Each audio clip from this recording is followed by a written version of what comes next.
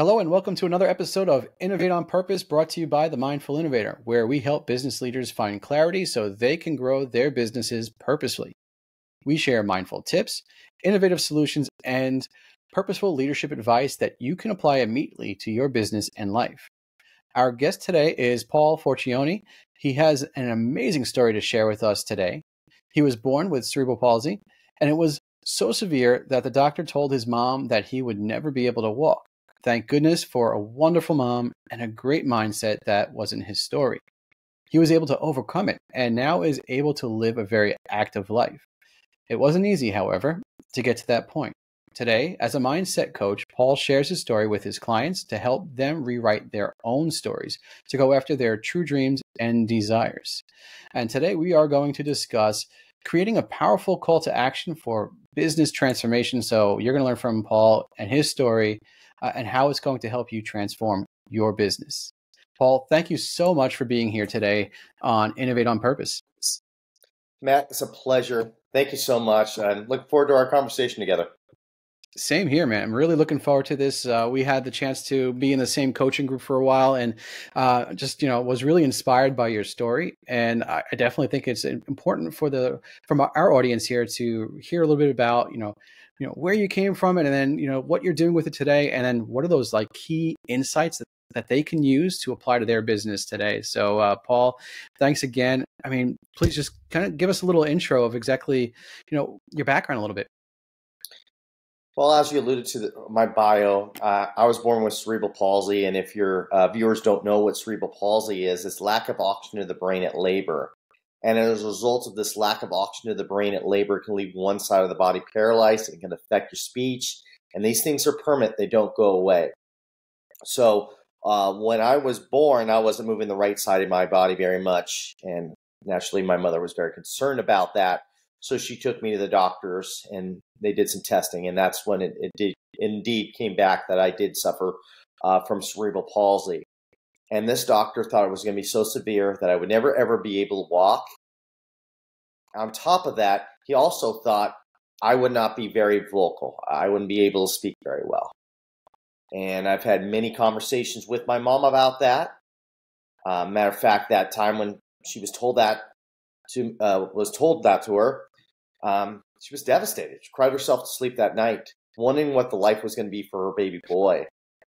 But she's told me the next day when she woke up and got me ready for the day, she saw my face. And I gave her a look. I'm an infant. I can't talk at this time. But she said that I gave her a look. A look if to say, Mom, don't let this be my story. I want to walk and I want to talk. And that mama bear inside of her started raging. She got a second opinion, a third opinion, a fourth opinion, fifth opinion. Finally found a physician willing to help. With this physician's help and me doing physical therapy 5 to 6 times a week and speech therapy, I was walking between 2 and 3, and I was vocal, as you can tell now that I'm able to speak. Very vocal. Which was remarkable. But at the time, I didn't really know much about it. But through my childhood, most of the time I could probably run 25 to 50 yards. I was bullied, teased, spit on, tackled, you name it, they did it to me. I had surgery on my right foot early on that kind of changed the trajectory of my athletics. But I remember being in junior high, 8th grade, and I was at the verge of crying every night. At this point in time, I had to take an assessment test to see where they were going to place me in high school.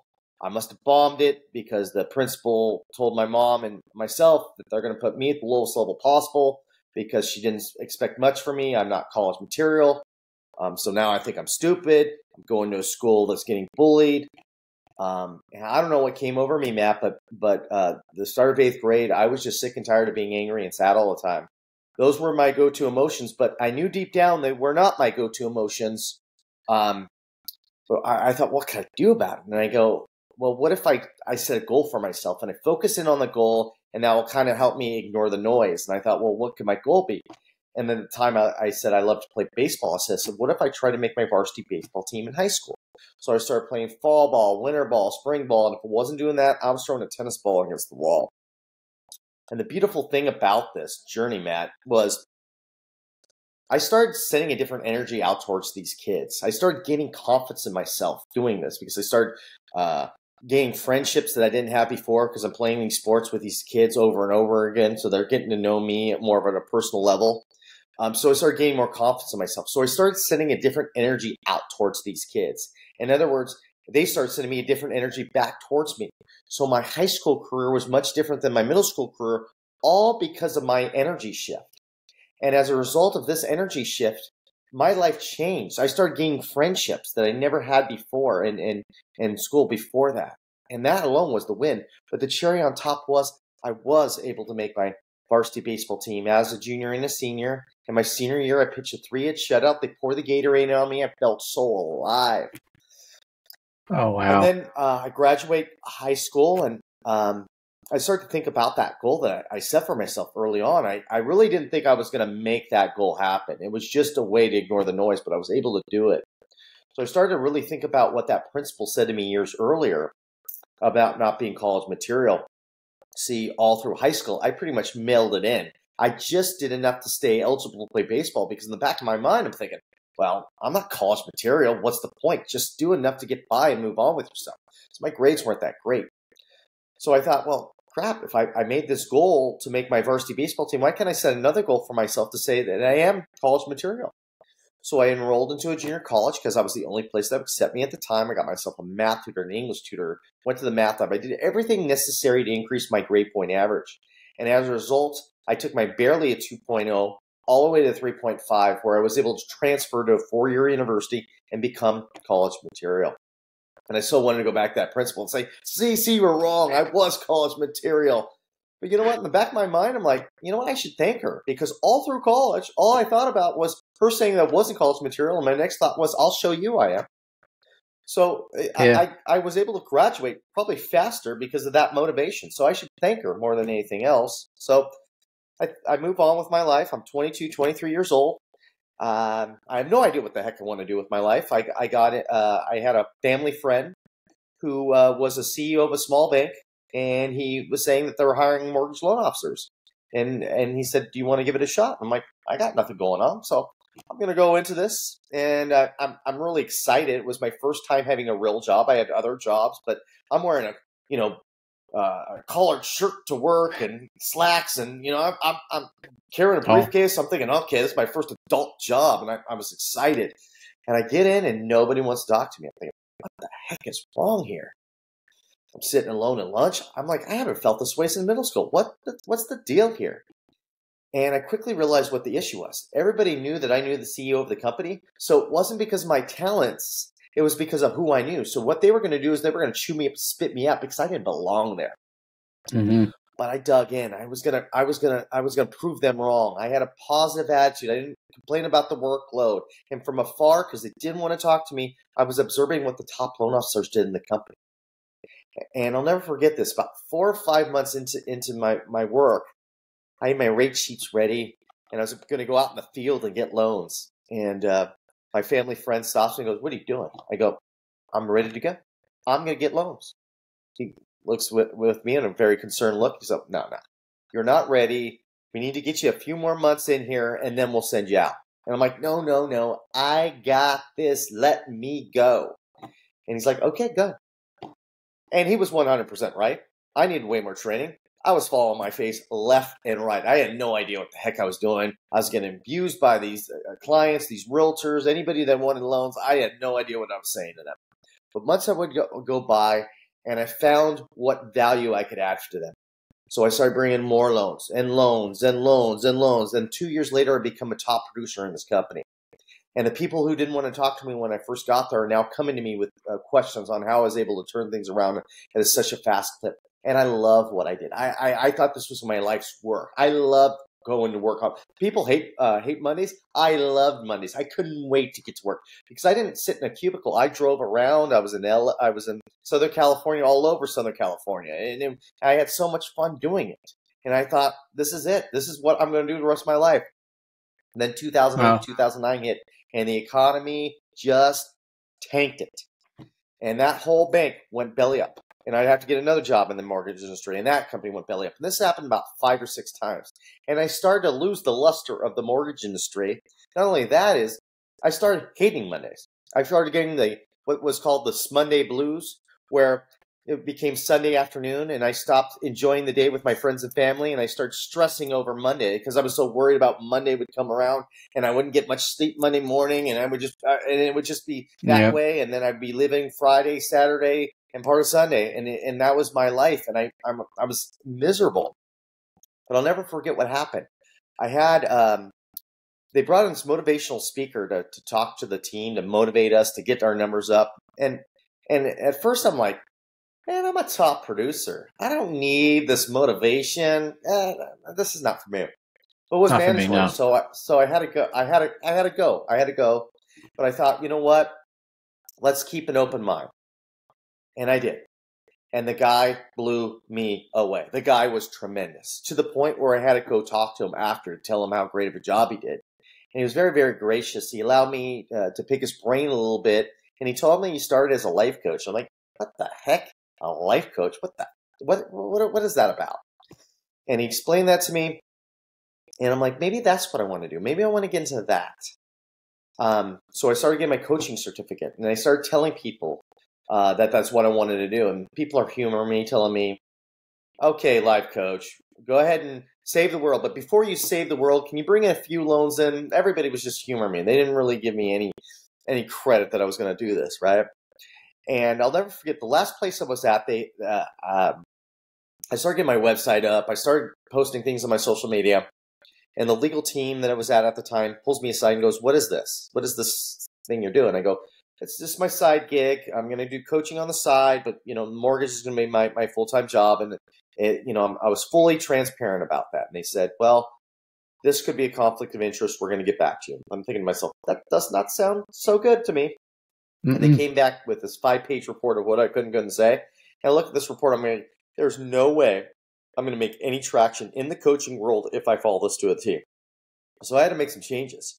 So for a year, I didn't do any coaching. I just did everything mortgage, paid down all my debts, everything, every single thing.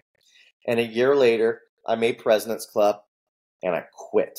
And people are looking at me like I am nuts. Like, you just made President's Club. You're going to go on this cruise, get on the cruise, have a good time, relax a second, and then you'll get your feel back for the mortgage industry. And I'm like, no, I don't want to go on the cruise. I want to quit. And they're like, okay, well, you'll be back. And for a while, I thought they were going to be right because I wasn't getting any traction in the coaching world at all. Nothing. I wasn't getting any speaking gigs. I wasn't getting any coaching clients. It was bad. And I was starting to deliver food to make ends meet. Mm-hmm. And I was actually delivering to people that I went to high school with and people that I knew in the community. And they're like looking at me like, man, times must be tough. And I really didn't have time to explain the situation to them because I had to make another delivery because I had to make so much money. There would be days where I'd be crying in my car going, what am I doing? Why don't I just go back to the mortgage industry where I made money? Part of my head was like, no, have you given it all you got? And part of me said, not yet. And I thought, okay, well, what can I change? And one of the biggest changes that I was able to make was being vulnerable. See, having cerebral palsy, I don't want to tell anybody about having cerebral palsy. I wanted to bury that story because all through growing up, I didn't want any special treatment. I just wanted to be like everybody else. But I thought, how do I expect people to be vulnerable with me if I'm not vulnerable with them? So I started telling my story in podcasts and different places. And things started changing for me just by doing that. I remember my first client ever going, Paul, I don't have cerebral palsy. I have X, Y, and Z. I'd be honored to hire you as a coach. And I've been building from there, coaching clients, speaking gigs. And it brings me to present day talking to you, Matt. So hopefully I didn't talk your ear off too much. Well, it's an amazing story, and it's just amazing to see the positivity that went from the beginning of your story to now, where it's just always being optimistic, putting out that right vibration, getting to be able to play varsity baseball by just setting the goal to do it all the way through. It's an amazing story. Now, you coach one-on-one clients. through giving them a call to action to give them a chance to rewrite their story. Tell me a little bit more about exactly how you've taken your experiences and then have transferred that over to your clients. Well, I have a saying that I have to my clients that I made up is, don't let anybody take your pen. You are the author of your story. Don't let anybody else write it for you. And that's what it's all about. Through this transition of coaching, because I've been doing it for a few years now, and I've started to gain a niche in the last couple of years, I guess now, in working with high school athletes on mindset. And it fits pretty well with my story of making the varsity baseball team. And I have a sense of empathy, I think, that maybe some other people don't have because of my background. And one of the things that has helped me, especially working with these athletes, is giving them a voice. And not just athletes, but I with professionals I've worked with, just any clients that I've worked with, it's been a similar story in the sense that one of the biggest things is actively listening to your clients. I think is extremely important. Anybody in the coaching space, if you're trying to get into it, that's the biggest thing that you want to do, is giving your clients a voice, because they really don't need your advice. I'll be honest with you, even the high school kids don't need my advice. As a coach, that's not your job, is to give them advice. What your job is, number one, is to allow them to have a voice and be an active listener. That is definitely one. And obviously, number one should be caring for what they're going through. Is number one. But number two is probing them, asking the proper questions, because they have the answers inside of them. It's up to you to probe them out of them. Because the most magical thing that you could do is asking questions, and then you can see that light bulb going off in their heads going, I see, I understand what I'm doing. And it's more powerful when it comes from their own mind than me telling them. If I just tell them I'm just another parent, I'm just another teacher, I'm just another this, I'm another that. But if I'm allowing them the space to be the hero of their own story, it just becomes that much more magical. And you build a bond with them at a higher level, where I want my clients, whether they're a high school athlete or what have you, I want them, when we're having a call with them, I want them to be excited. Okay, I'm going to have a call with Coach Paul. I can't wait to have a call with Coach Paul, because afterward I'm going to feel so good about it. I'm going to be regenerated. Now, not every call is going to be that way. Sometimes I'm going over some serious matter, and that's not always the case. But overall, I want them to feel good when they talk with me. Yeah, that makes total sense. And like trying to translate that over to the audience here. So if we have business leaders in the audience that are leading their companies, I mean, I could totally see how that relates then to your leadership style. So you might not be a coach, but you kind of are, right? As a leader in a company, you're coaching your executive team, you're coaching your direct reports. And I think that's really interesting as well, like, being a little bit more vulnerable with them to build that rapport, like you're doing, Paul. But then also, it's not like directing them on what to do and telling them what to do and like giving them the advice, but how do you ask those probing questions? So I'm curious, Paul, like, give me a little advice as far as like, how do I know like what questions to ask? Like if I need sales to increase in my company and I need it to happen from, my Northeast sales director, what should that conversation be other than, hey, you need to increase sales? Like, and this is how you're going to do it. Like what should that conversation look like? Well, I honestly look into that all the time, because I'm involved with a lot of businesses, because I'm involved with the local chamber of commerce and different companies that I'm involved with, and I look at what a good leader is, and I have people in mind. Like there's people in my head that I think of when I think of a good leader, and I'm thinking, well, why do I feel that they're a good leader? And one of the things is that they build a great team around them.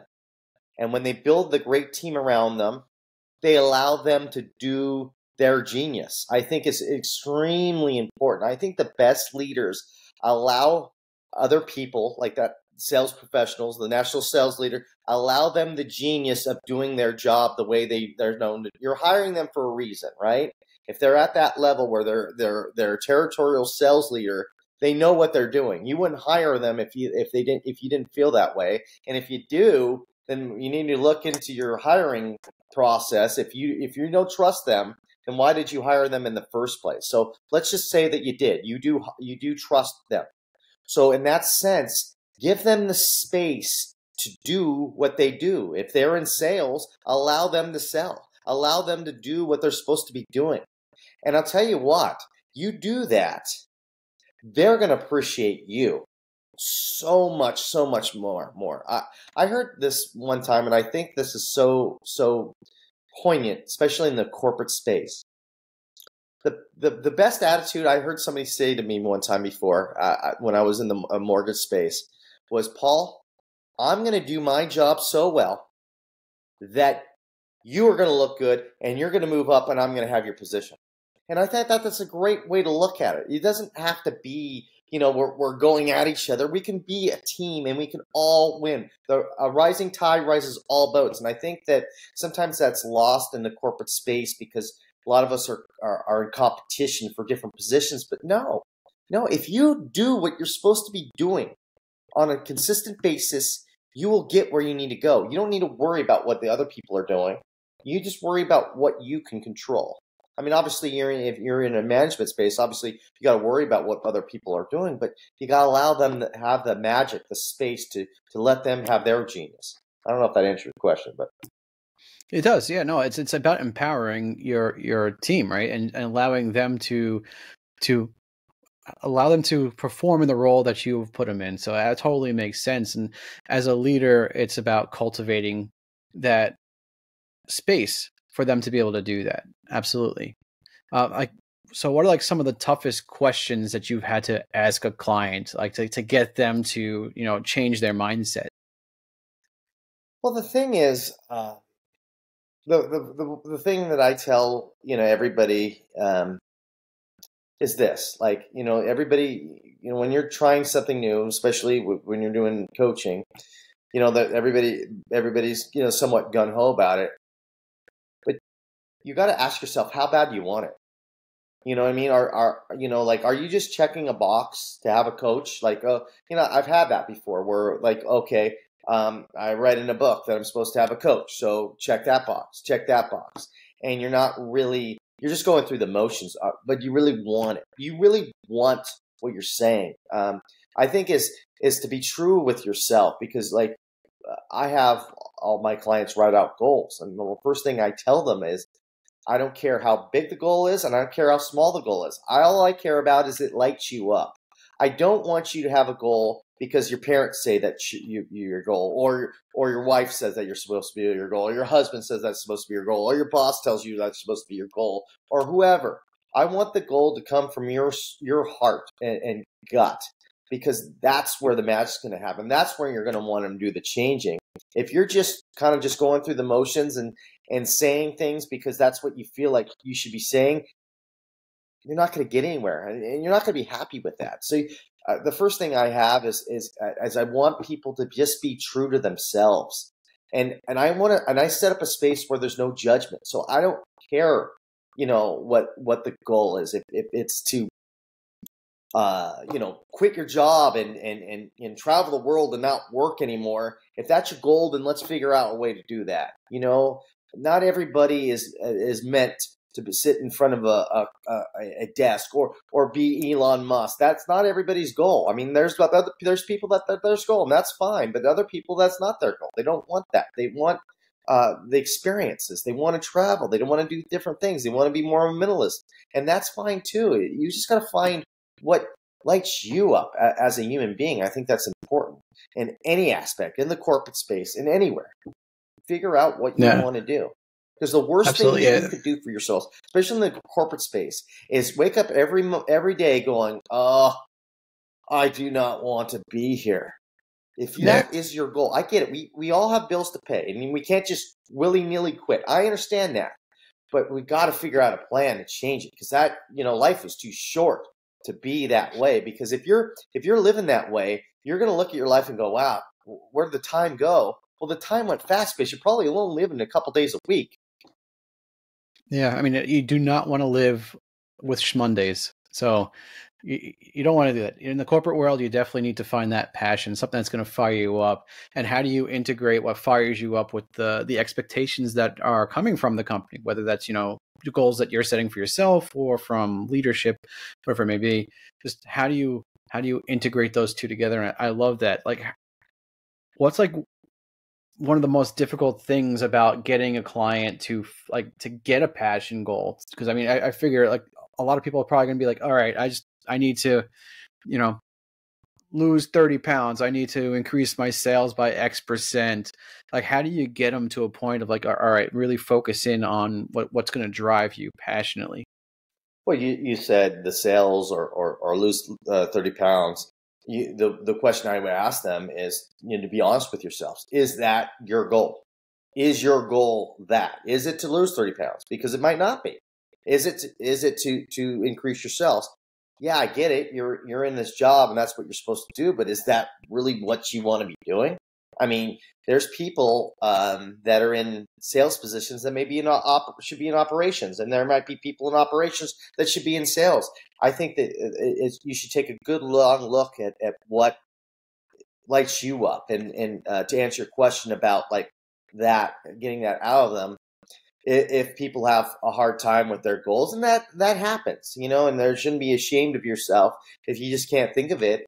What I'll do is I'll get on a call with them, and we'll just have a conversation about what you like to do, not necessarily in work, but in life. Do you like to hike? Do you like to do this? Do you like to do that?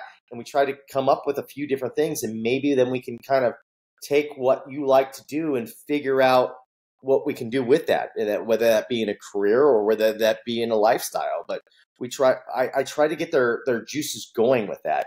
And I like to tell them when they're writing their goals, I don't want you just like, if you're that, depending on how you are, but there might not be some people are good with that. Like, okay, I got to be at a desk and I like to write it out, and that's fine. But other people can't do it that way.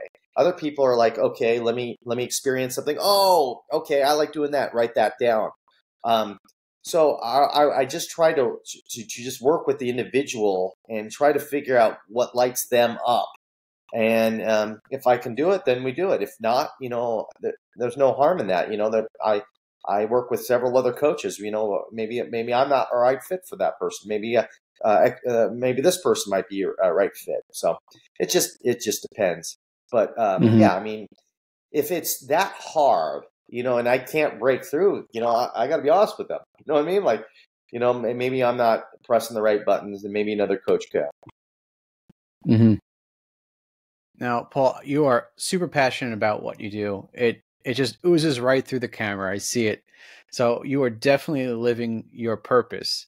Now, I wanted to just dive into your business here in the last couple of minutes, so just understanding, like, how you are innovating and how you're staying on purpose. I mean, like, what are some of the things that you are working on right now to innovate your business?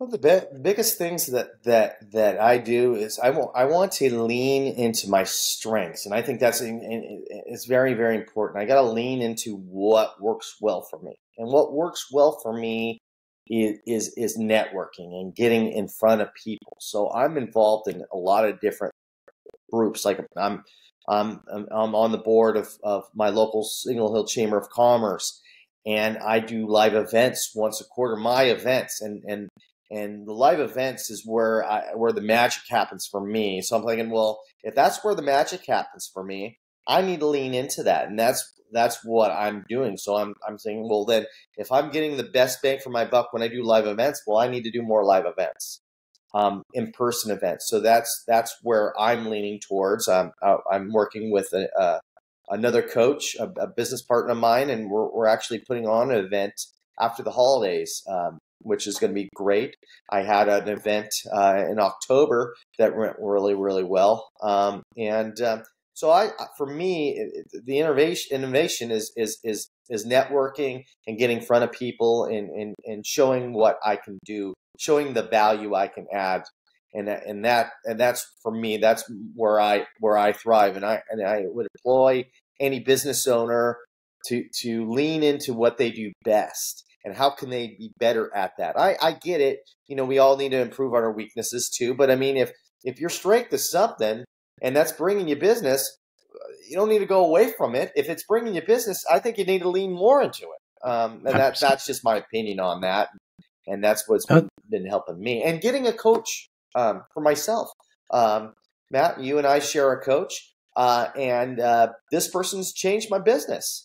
And one of the biggest things that I have is like when somebody asks me questions, if I'm having a conversation about possibly bringing on another client. One of the questions I like to, when they ask me, they don't ask me very often, but when they do ask me, do I have a coach? And I want to say, yes, I do. Because how do I feel that coaching works if I don't have a coach for myself? So I'm a proponent in getting coaching and getting therapy because I think that's important too. I've had I don't have a therapist right this moment, but I've had therapy in the past, and it's been very, very helpful. I'll probably get therapy in the future because I think it's important that we talk out our problems with professionals. Absolutely, yeah. It's well-being is so important, especially these days where we do need to be, having those conversations, be vulnerable, and get the support we need so we could live our best lives. And I love how you started it off too, when you talked about leading into your strengths, because a lot of times in innovation, we're always looking for that next big thing. AI comes out. Oh my gosh, what can I do with AI? How can I apply that to my business? Or whatever it is. It's just we're always looking for something that's, the new shiny toy. And a lot of times we forget about the things that got us to where we are. And those are the things that we can leverage and turn the dials a little bit more for us to get more growth. So definitely staying on purpose and staying with your differentiators and your strengths and doubling down on those before you start to find new channels of business or new solutions or whatever it is. But it's a great insight to share, because that's something that corporate leaders today, it's like a call to action that I have for you right now is look at your business and what can you do that you're already doing well a little bit better. Lean into that, and that's where you're going to find some of your innovative solutions. Paul, before we wrap up here, is there any last words of advice that you want to give to corporate leaders out there on transforming their business?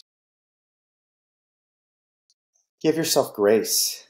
I mean, a lot of you are in the corporate space, and it is highly, highly competitive and very, very stressful. And I know a lot of you guys probably put more pressure on yourselves than actually the company does, because you expect greatness.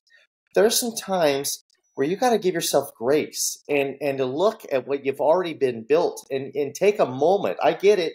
It's what have you done for me lately? The Janet Jackson song. I get it. We're competitive. We want to keep growing. But there should be times where you should be able to look back and go, whoa, look where I came from, and appreciate the journey of it. You should be able to do that. If you don't do that, you'll never, ever be happy. And I think that it's extremely important, especially in the corporate space, that you take the time to be happy with what you've already done, because that excitement is going to give you the creativity to move your business forward with innovation. Love it, Paul. Yeah, and celebrate it with your team too. Not only should you be celebrating the successes that you're bringing to it, but spread that around your organizations as well, because it's so important that your team feels that as well. Paul, I just want to say thank you so much for being on the podcast today. It was really great talking to you. A very inspirational story. I love what you're doing with your clients, and it's definitely great advice for our corporate folks as well out there. So thank you so much for that. Paul, your website, calltoaction.coach, is where people can learn more about you. And there's also a free material on your website as well. Can you tell people a little bit about that? Yes, I have a free ebook on there, and it's basically a detailed book on how I was able to rewrite my own story, and how you are going to be able to rewrite your own story and take back that pen and starting to write that story for yourself, because you are the author of your own story, and you cannot allow anybody to take that pen from you. And that's what it's all about in the ebook. It's completely free on my website, so you can just go on there and click on it and get it. And be happy to give it, or you'll get it automatically. The beautiful thing about technology, right? It's a beautiful thing. Thank you so much, Paul. I appreciate it. I'm getting my copy right now. Everybody have a great day, and thank you for tuning in.